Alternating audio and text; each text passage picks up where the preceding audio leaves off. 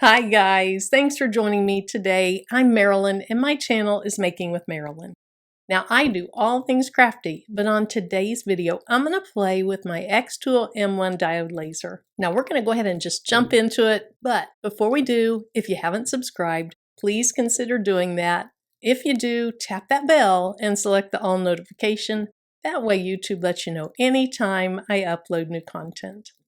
Now, on a recent video, I showed you the unboxing, setup, and the first score, cut, and engrave using the xTool M1 diode laser. Then after that video, I engraved on a dog tag, and I engraved on a couple of slate coasters.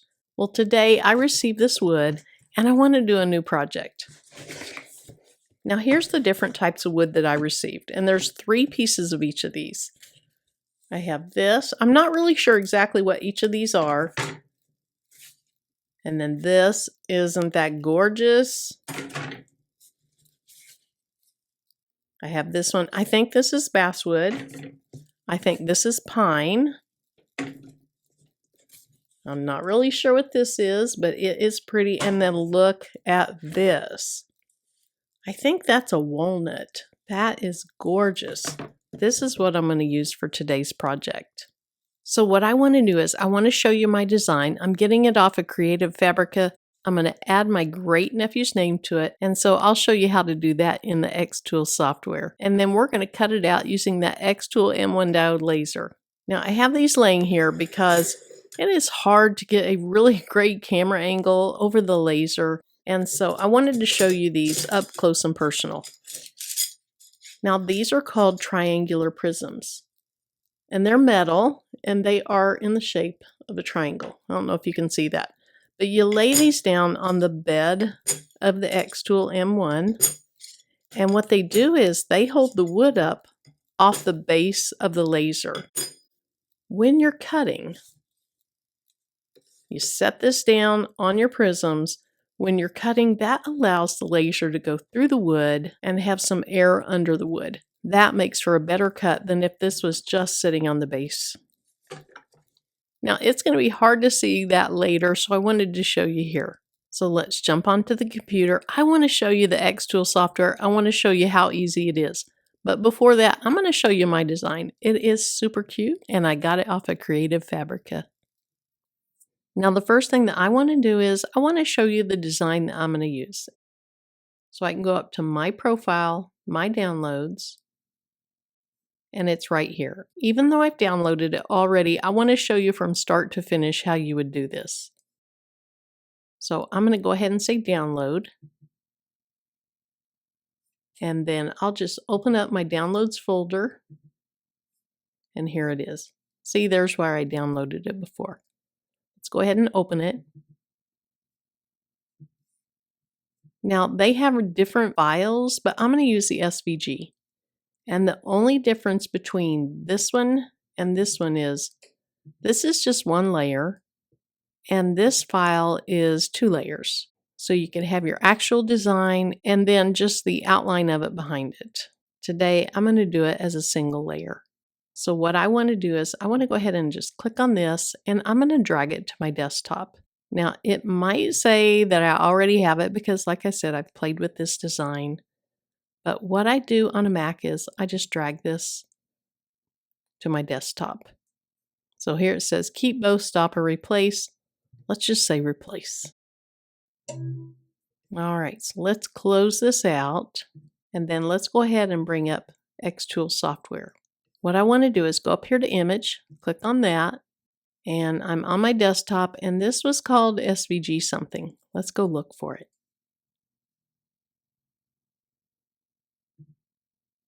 All right, there it is. Isn't that cute? Now I am going to need to add the name in here. I'll show you exactly how to do that. So let's say open. And right now, let me just drag this off a little bit so you can see the size. Right now the size is 11.457 inches wide by 9.843 tall. That's a little bit big. I want to make this more like 10 inches. I'm going to double click in there and I'm going to say 10. All right, so my great nephew's name is Daxton. I want to add that, so I'll click right here on text, and then it always defaults to this word hello. You go right here, back up over it, and then I'm going to hit the caps lock and type in Daxton. Let's just go ahead and move that down. All right, I want a much bolder font than that. So right here where it says typeface, I'll click on it, and I'm going to go down and find what I want. I love this Arial Black for things like this because it's just plain and bold. There's so much detail here. I don't need detail in my font. So I'll go ahead and click that. And then I can just drag this kind of to the size that I want. Okay, now since I'm doing one single layer, if I were to cut this now, those would just fall out. If I were doing the 2-layer design, then that'd be okay, but I'm doing the single layer design. So I'm going to click on this, and I'm going to go up and unlock the proportions. That way I can change the height without the width.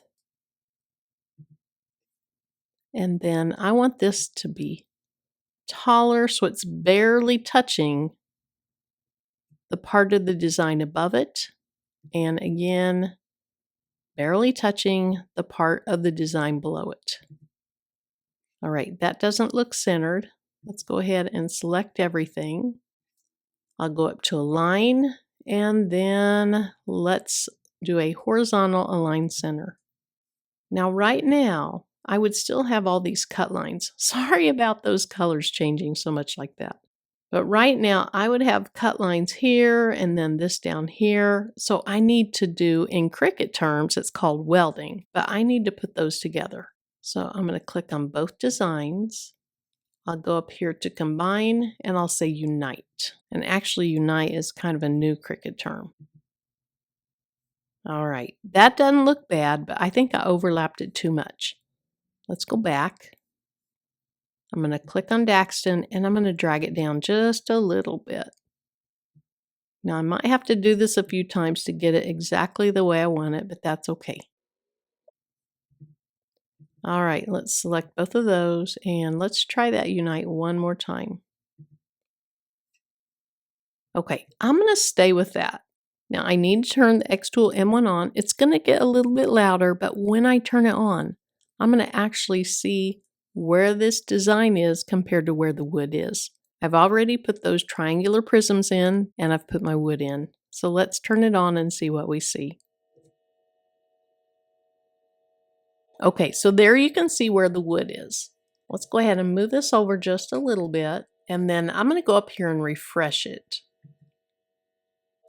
All right, that didn't do anything, but I feel better. Now let me move this over so you can see all the settings over here.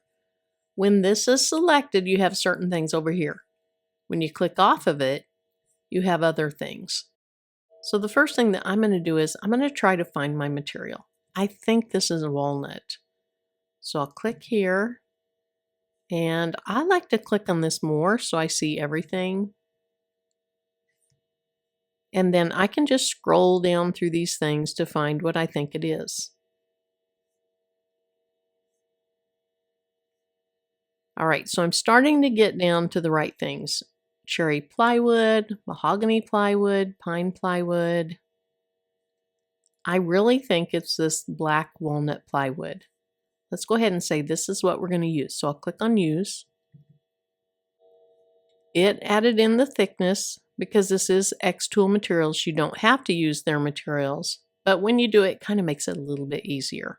As I become more familiar with this, I'll buy some other brands, or I'll buy it like at Home Depot or Lowe's, and I'll use that too. All right, notice here it says height raised no, but I have those prisms under there. So I'm going to click on this, and I'm going to say triangular prism. All right, notice it kind of changed where this is. So let's drag it over. And then I just like to hit this refresh every once in a while. So I'll hit refresh, and it's still in the same place. It's okay.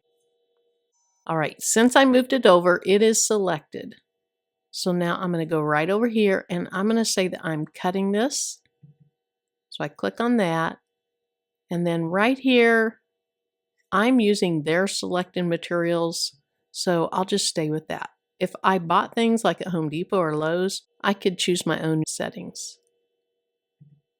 Now, because it's their materials, it says that it is going to cut at a power of 100% and a speed of 3, and it says it's going to make 4 passes. This is going to take a long time. Now, if you wanted to frame it, you could click right here and you could see inside the M1, the laser would go around where it's going to cut. I like to rely on the camera because I have found when I use the framing, sometimes it marks my material just slightly, and I don't want that. I'm going to trust that camera. All right, so let's hit start. Let's see how long it says it's going to take. Okay, because of all this detail, this is going to take a long time. You could easily pick some designs that don't have all this detail and don't require the 4 cuts, so a different material. When I had the cherry plywood in there earlier, it was just 2 passes, so that would cut the time in half. And you know what? I'm going to change out that wood, and we're going to do it on the cherry plywood. So let's go back. I'm going to open up the lid. Now I closed the lid, and it was that fast, it noticed that it was something else. So I'm going to go ahead and move this. I want it all to be on top of the wood, and then again, I'm going to hit refresh.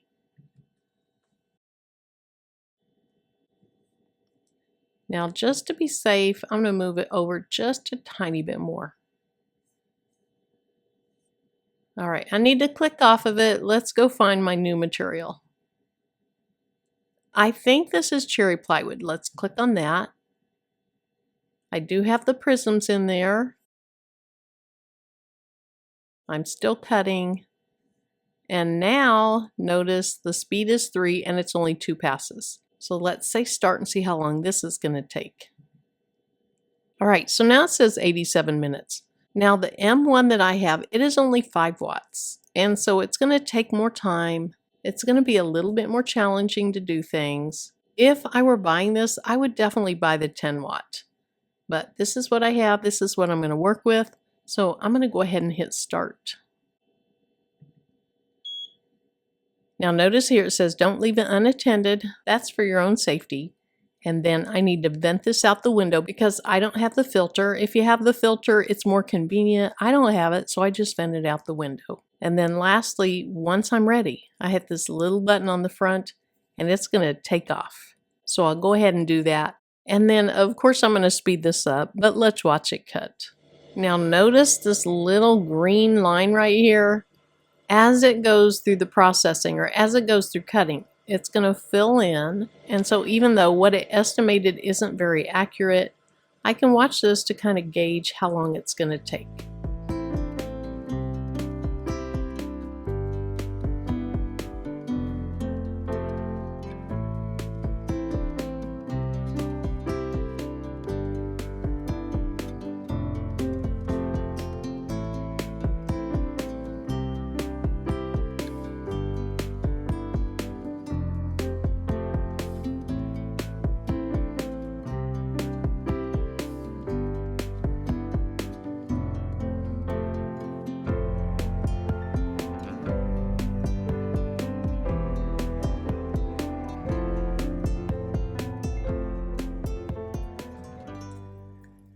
All right, let's see how this turned out. It is cute. Now, there's some burn marks on it. Let's see if we can get rid of those with some rubbing alcohol. I'm going to go ahead and just spray this on a paper towel. And then let's see if those come off.